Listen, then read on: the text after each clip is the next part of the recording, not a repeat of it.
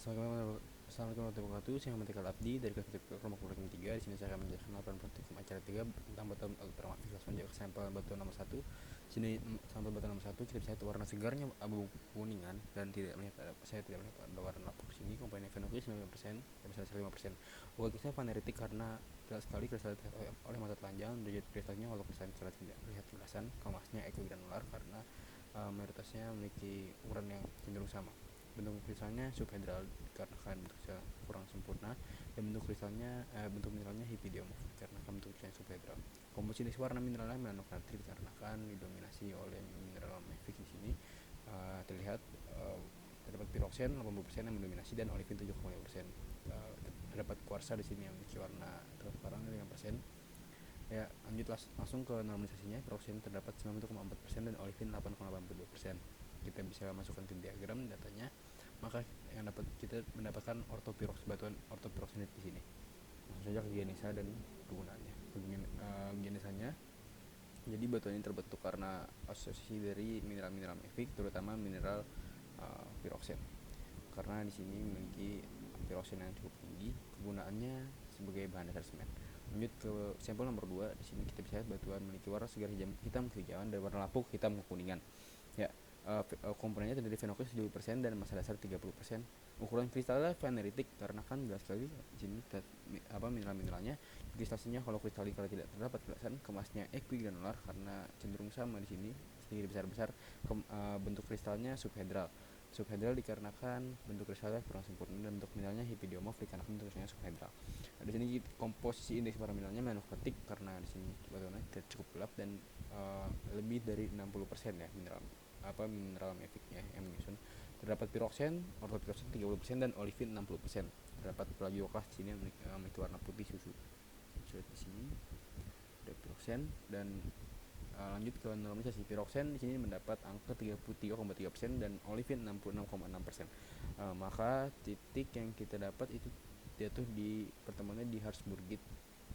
Jadi batuan Harzburgit ini memiliki genesa di mana dia terletak dari terbentuk dari formasi olivin dan piroksen rendah kalsium di dapur magma basal yang besar dan dalam di kerak benua.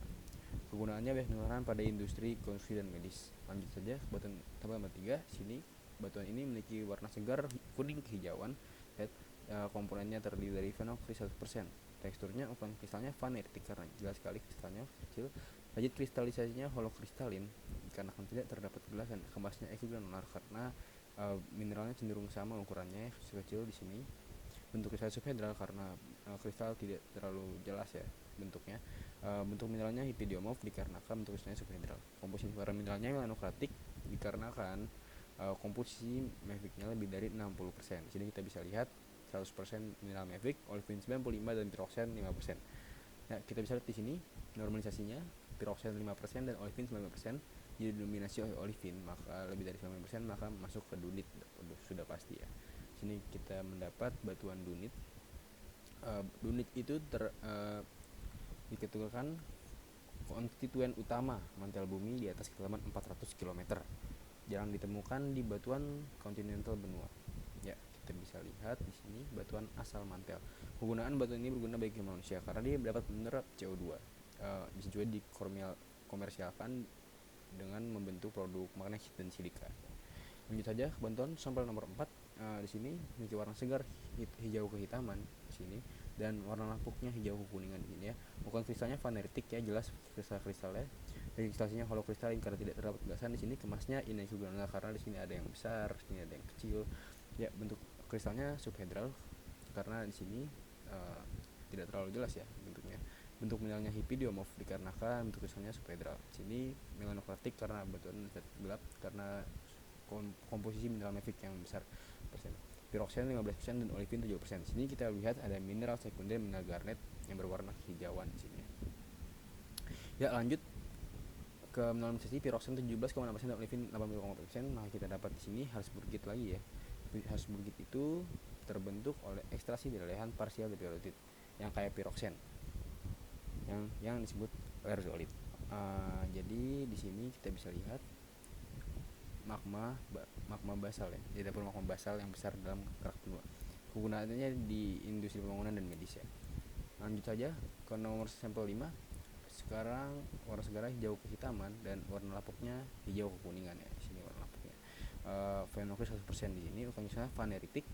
Vaneritik dikarenakan jelas ya di sini kristal-kristalnya jadi kristalnya holokristal karena tidak kejelasan, kemasnya ekuilateral karena cenderung kecil ya, sama di sini. Bentuk kristalnya subhedral dan bentuk mineralnya hipidamorfos. Ini namanya melanokratik karena komposisi dari mafiknya lebih dari 60%, piroksen 5%, olivin 9%. Dari sini ada mineral kromit yang agak gelap ya, kehitaman di sini kita bisa lihat. Oke, lanjut ke normalisasi piroksen 5,26 dan olivin 94,73. Ya, kita dapat lagi di sini kita dapat mineral jenis batuannya dunit. Dunit itu terdapat pada karena dia konsisten utama mantel bumi di atas kedalaman 400 km. Jadi merupakan kelompok batuan asal mantel. Kegunaannya batu ini berguna bagi kehidupan manusia karena menyerap CO2 di udara dan mencegah global warming. Perlu diindikasikan jika adalah magnesia silika yang bisa dikomersialkan, dan ini adalah daftar pustaka yang saya ambil. Oke, sekian, terima kasih. Wassalamualaikum warahmatullahi wabarakatuh.